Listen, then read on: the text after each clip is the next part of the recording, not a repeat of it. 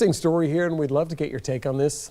A Marco Island woman says she's in turmoil tonight after she hired a private investigator to find her missing son. But it turns out the adult son may not want to be found by her or reunite with her. So what are the obligations for a private detective in this kind of situation? And how does this affect you should you hire one? Should they tell the client where the missing person is if they're found? For In Your Corner's Carl Fortier checking into the issue. Carl? She paid them $2,500, and to this day, she's not gotten any results.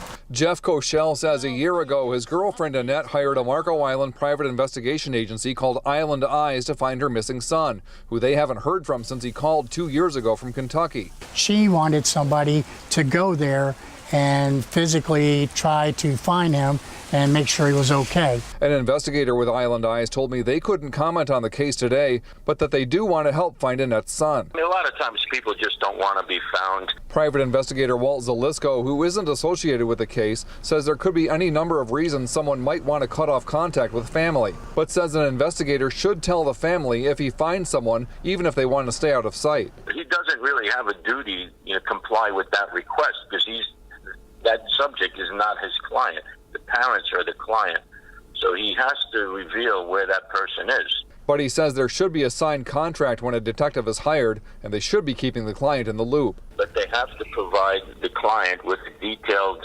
report as well as a summary of their billing. But Koschel says Annette is still waiting on any reports on the search for her son. She just wants to get her money back so she can hire a detective that will get her some results. Carl Fortier, Fox 4, In Your Corner.